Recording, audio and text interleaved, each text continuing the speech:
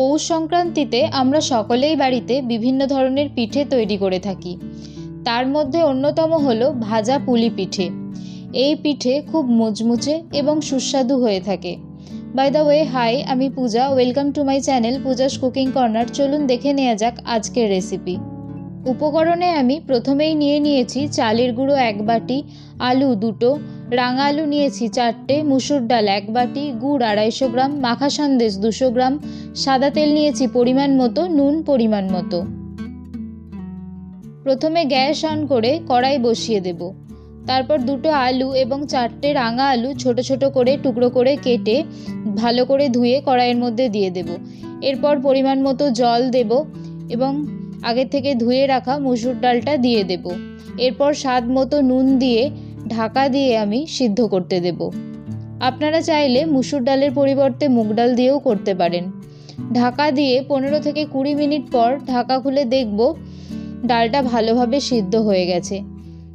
তারপর 250 গ্রাম গুড় এর মধ্যে ভালোভাবে দিয়ে মিশিয়ে নেব এবং বেশ কিছুক্ষণ ধরে ফুটিয়ে নেব, যাতে গুড়ের গন্ধটা এর মধ্যে না থাকে।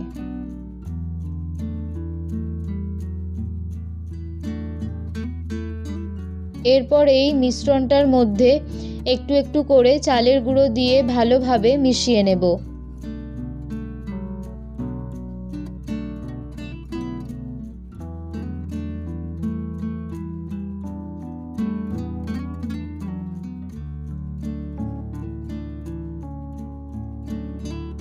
এরপর গ্যাস বন্ধ করে নামিয়ে নেব। নামিয়ে ঠান্ডা হয়ে গেলে একটা থালায় তুলে নেব।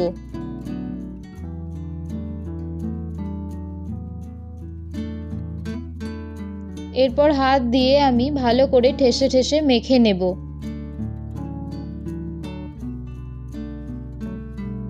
বেশ কিছুক্ষণ ধরে ঠেসে ঠেসে মেখে নেওয়ার পর আমি একটা ডো বানিয়ে নেব। আমি এখানে পুরটা বানানোর জন্য মাখা সন্দেশ নিয়েছি।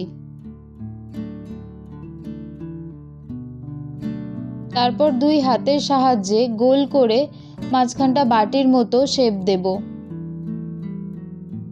এরপর মাঝখানে পুরটা ভরে আবারও গোল করে পাকাতে থাকবো।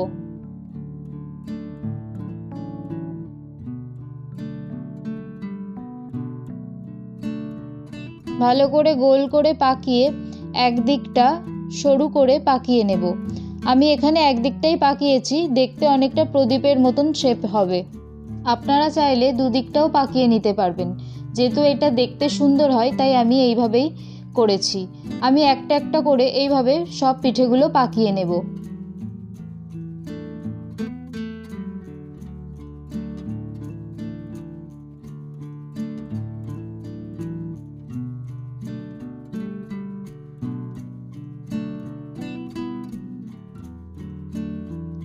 এরপর আবার গ্যাস অন করে কড়াই বসিয়ে দেব এবং তাতে তেল গরম করতে দেব। তেল গরম হয়ে এলে একটা একটা করে পিঠে দিয়ে দেব ভাজার জন্য।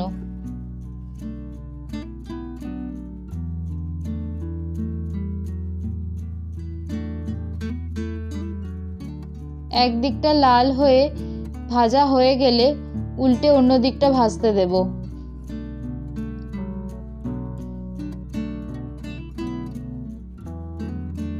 দুপিঠ লাল করে ভেজে তুলে নিলেই রেডি হয়ে যাবে এই ভাজা পুলি পিঠে।